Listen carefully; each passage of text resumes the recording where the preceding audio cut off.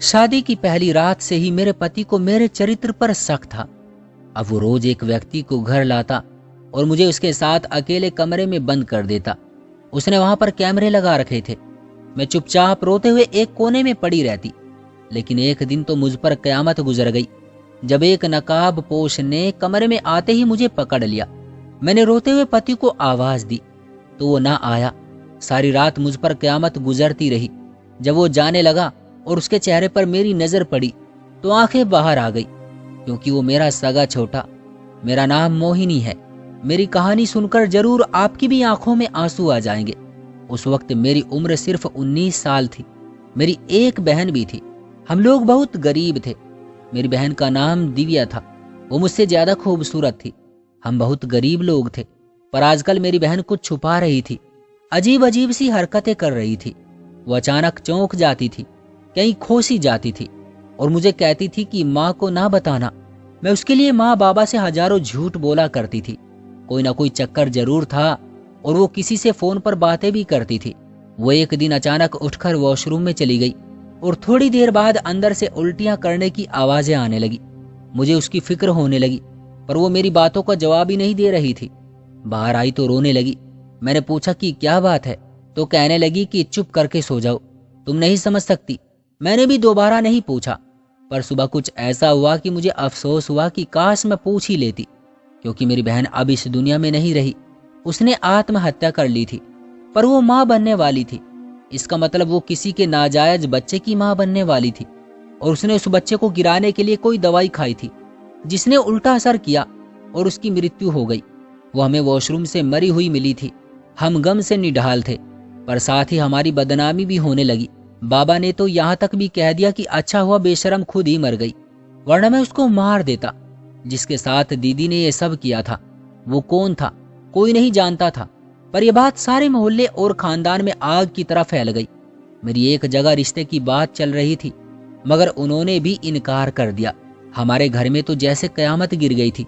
फिर एक दिन मेरे लिए अपने ही गांव के एक लड़के का रिश्ता आया। इस रिश्ते में कोई खराबी नहीं थी। लड़का भी कम उम्र था, पर शक्ल और सूरत का बहुत बदसूरत था। उसे कोई अपनी बेटी नहीं देता था। अगर पहले आता तो शायद हम भी इनकार कर देते, पर अब बात कुछ और थी। हम बदनाम हो चुके थे।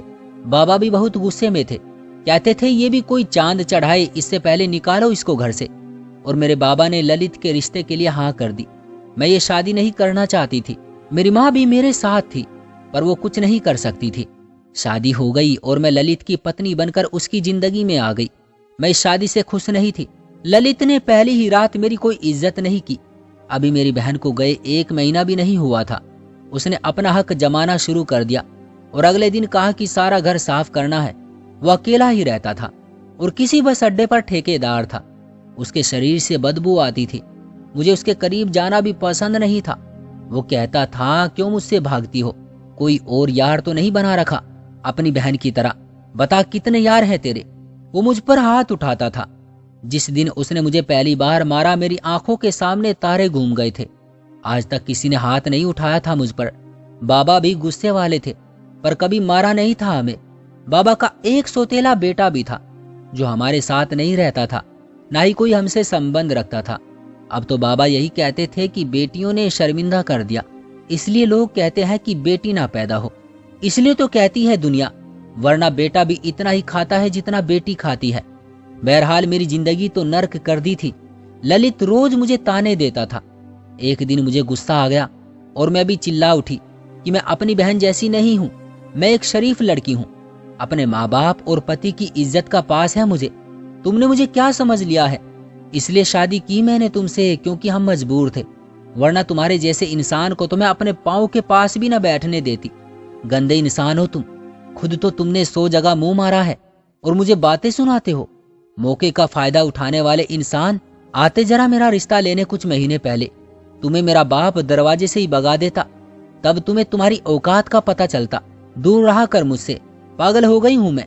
ऐसा लगता है कि तू मेरा पति नहीं, कोई तमाशा दिखाने वाला मदारी है जो रोज मेरी कीमत लगाता है और मुझे मुफ्त का माल समझकर मेरा फायदा उठाता है।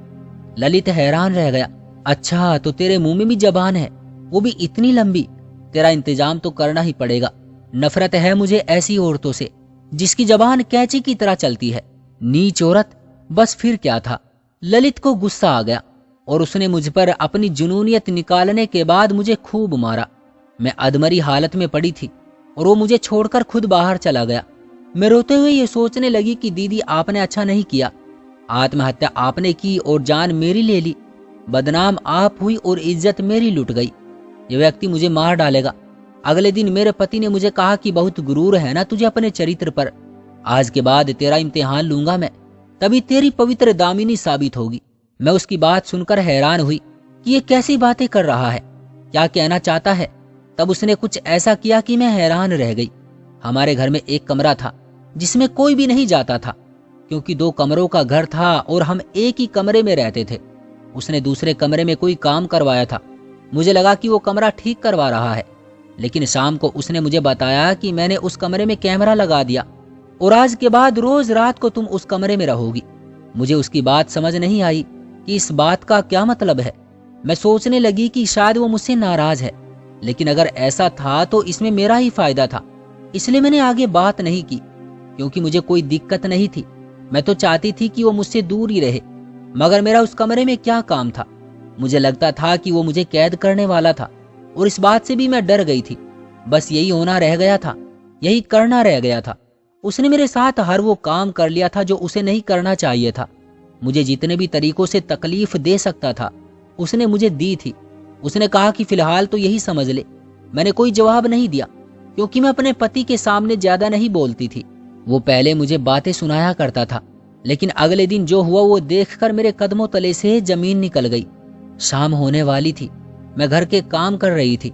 मेरा पति आया और उसने मेरा हाथ पकड़ा और कहा कि तुम मेरे साथ चलो। मैंने कहा कहाँ? उसने कहा कि कल बताया था ना तुझे इस कमरे में रहना होगा। मैंने कहा कि अभी खाना नहीं बना है, खाना बनाने दो मुझे। तो वो कहने लगा कि तुम मेरे खाने की फिक्र ना कर। मुझे मेरे पति ने कमरे में बंद कर दिया और कहा कि अभी तेरी शराफत का पता चल जाएगा। अरे तेरे जैसी बड़ी देखी है जो अपनी शराफत के गीत गाती है और मौका मिलते ही फिसल जाती है। तेरी बहन भी ऐसी ही थी और तू भी ऐसी ही निकलेगी। आज से रोज शाम होते ही सारी रात तू इस कमरे में रहेगी और यहाँ पर तेरी शराफत का इम्तिहान लिया जाएगा।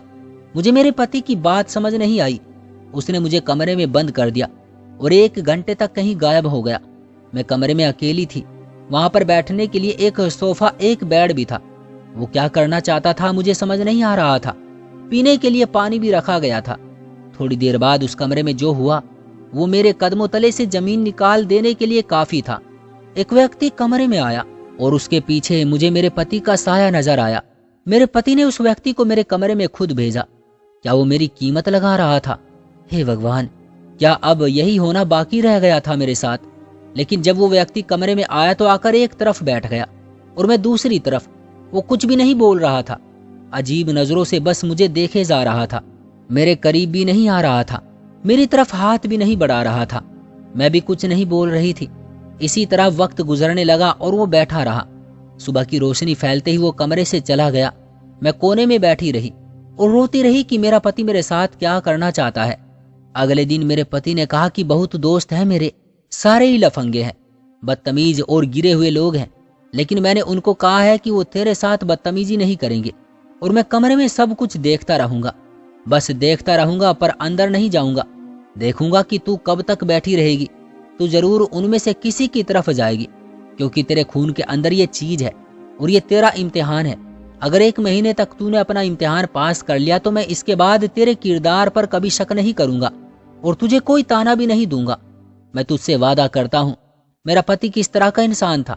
जाहिर है वो शराब पीता था। उसने शराब के नशे में ही ऐसा फैसला किया था। ये तो वही बात थी कि बकरियों का रेवड़ और भेड़िए रखवाले। वो कैसे किसी गैर मर्द के साथ मुझे कमरे में छोड़ सकता था?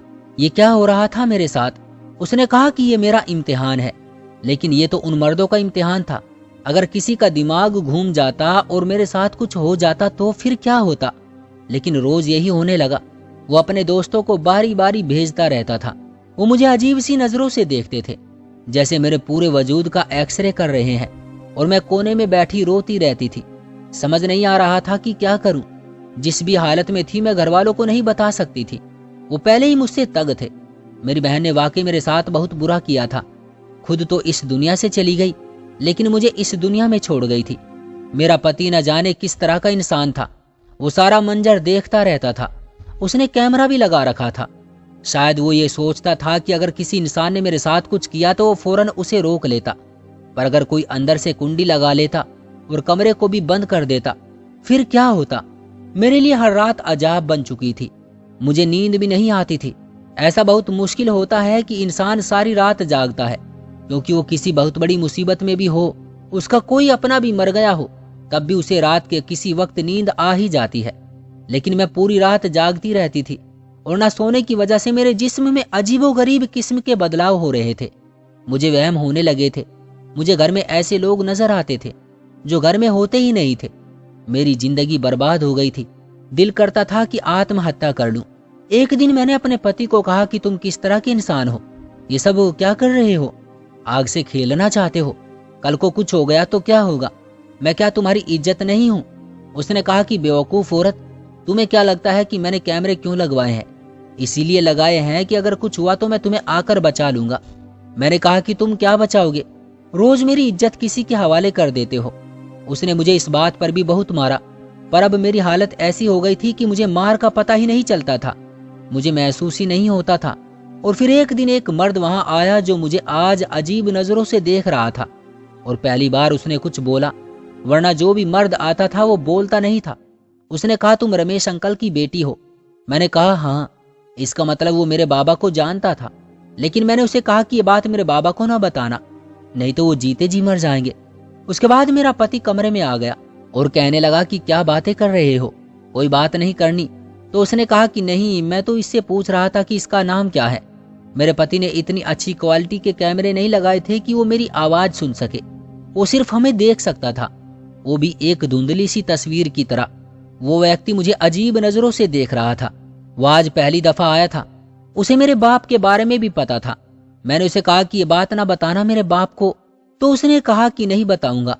मेरा पति कमरे से चला गया और वो व्यक्ति भी वहां से चला गया। इसके बाद शायद वो मेरे पति के साथ झगड़ रहा था।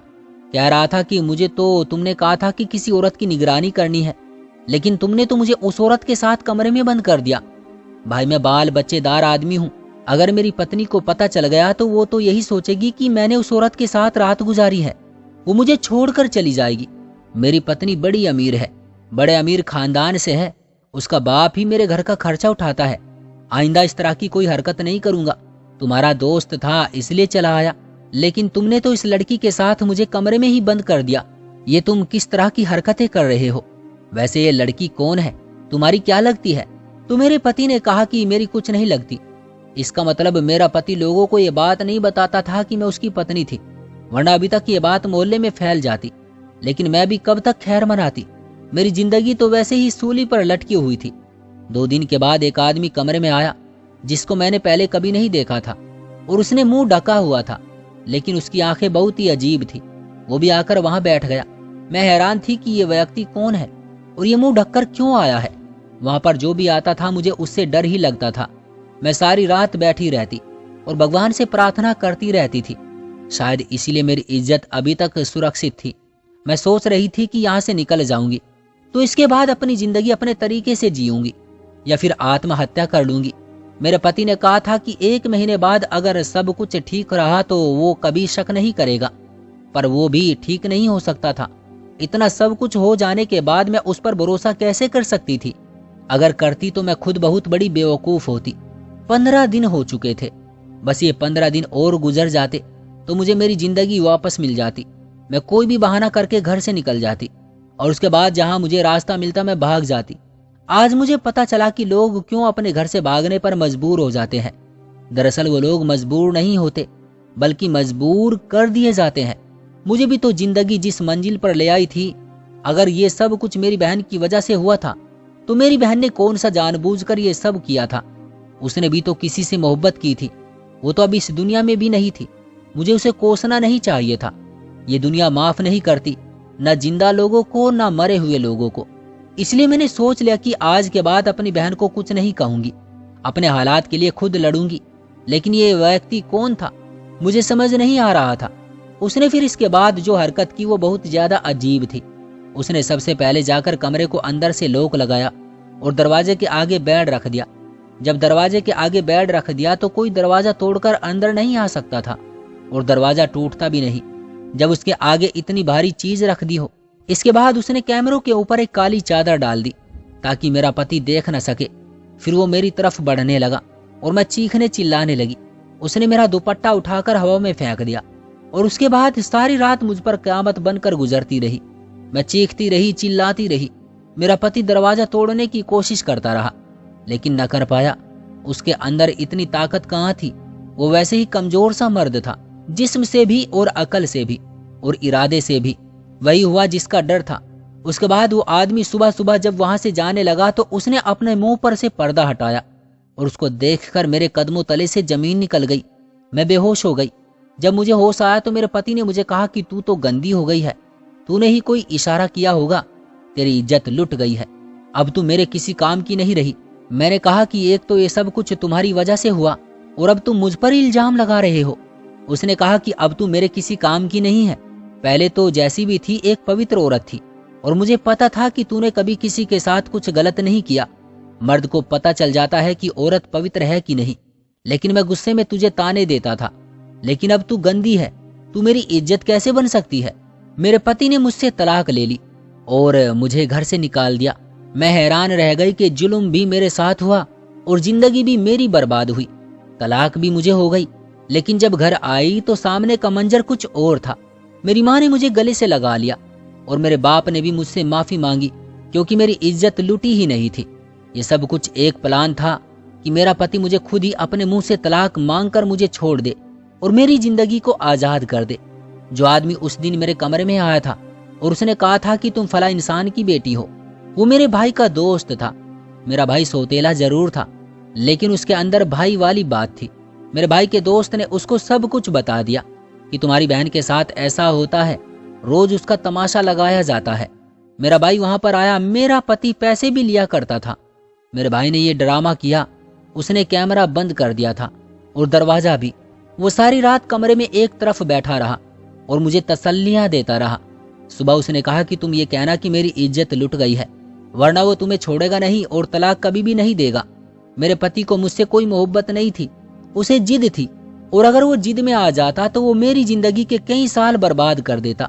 शायद मुझे तलाक हो भी जाती, लेकिन मेरा बहुत सारा वक्त बर्बाद हो जाता। भाई ने कहा कि हमें उस पर केस करना पड़ेगा, लेकिन उसके पास पैसे ज्यादा हैं, वो ये केस भी जीत जाएगा। इसलिए यही तरीका अपनाना होगा तुम्हारी जान उससे छुड़वाने के लिए। और यही हुआ। मेरे पति ने मुझसे फौरन ही तलाक लेकर छोड़ दिया मुझे। कितना बुरा और बदतमीज इंसान था जिसने मेरे साथ ये सब कुछ किया। लेकिन मेरे भाई ने मेरी इज्जत बचाई। जब उसे पता चला कि मैं मुसीबत में हूं तो उसने मेरी मदद की। उसने मेरे बाप को भी खूब सुनाई कि तुम्हें शर्म नहीं आई, तुमने अपनी बेटी की शादी इस गांव के सबसे घटिया इंसान के साथ कर दी। अगर तुम्हारी बड़ी बेटी ने कोई गलती की थी तो वो गलती बड़ी बेटी ने की थी, छोटी बेटी ने तो नहीं की थी। फिर उसकी सजा क्यों दी तुमने। मेरे माँ बाप ने मुझसे माफी मांगी और मुझे गले से लगाकर स्वीकार कर लिया। अब से मैं अपने घर में ही रहती हूँ और संतुष्ट हूँ। जिंदगी पहले जैसी नहीं है, लेकिन कम से कम उस इंसान से मेरी जान तो छूट गई है।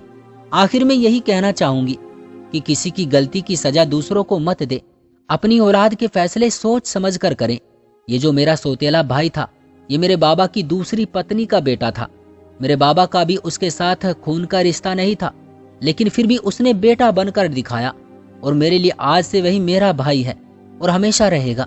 और उसके लिए मेरे दिल में बहुत ज्यादा इज्जत है। हे भगवान, जो मेरे साथ हुआ वो किसी भी लड़की के साथ न हो।